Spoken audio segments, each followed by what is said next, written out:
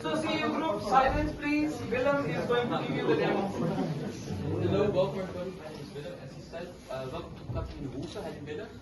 Today I would like to tell you a bit about the history of making cheese and the modern way of making cheese. You are all from India? Most of you are from India? Yeah. Namaste, welcome. Welcome, namaskaram.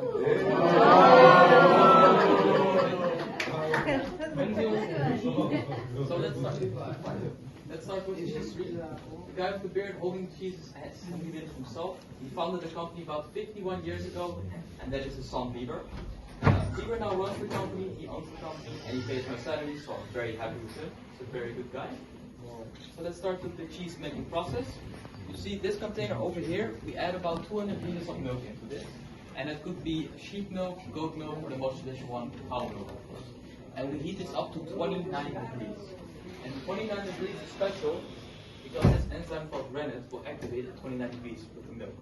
What happens? It will separate into two parts, a thick part at the top and a liquid part at the bottom. And what a cheese farmer will do is he will put his entire arm in the mixture and he will feel how thick the top part is. When it's exactly thick enough, he knows this, he will start cutting it for about 20 minutes. And after those 20 minutes of cutting, it will look something like this. So you can see, these are the curds and this is the whey. And the whey you might know from whey protein or different stuff. Whey still has a lot of calcium and protein and nutrients inside of it. So we of course make beer out of it, being Dutch.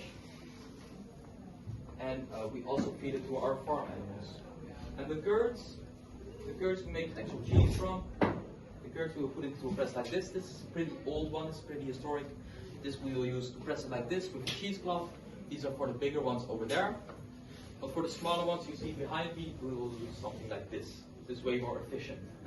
So what we will do is we will put the curds in here, we press it, and all the liquid will come out. Press for about 1 day. And after that 1 day has been passed, it would look something like this.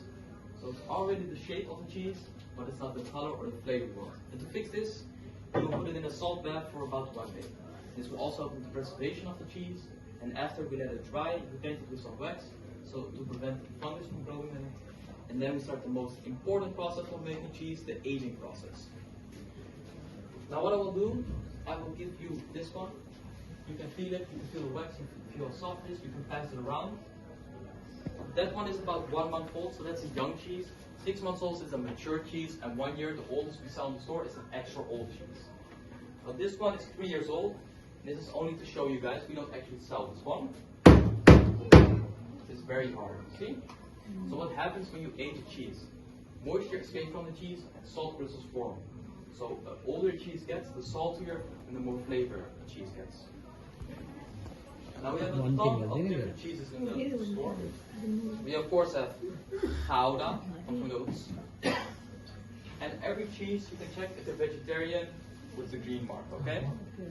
Sadly, the farmer's cheese isn't vegetarian, as well as this one, the smoked cheese. This one, you might think this is a sausage, but this is fully cheese. We make this by having a normal cheese like this. We put some rope around it, and we smoke it on the wood for about 2 hours. It will drip down, become very smoky and meaty. I like it a lot, and you can try it on the right side in the store. And every cheese you can keep outside of the fridge for about 4 weeks, and in the fridge for about 6 months. Except one cheese, one very special cheese. The farmer cheese you're holding there, sir, is very special. This one you can keep outside of the fridge for 1 year. And why? Because it is made with raw milk. So what you do when you buy this cheese, you maybe have a shelf on your kitchen, you can put it on the shelf, and you can age it yourself. It's very fun, I have some at my home.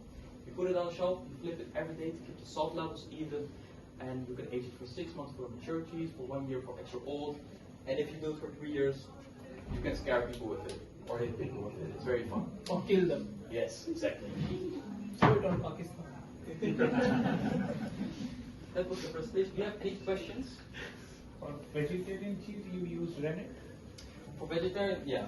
So the rennet, normally in history, we use this from the stomach of a baby cow.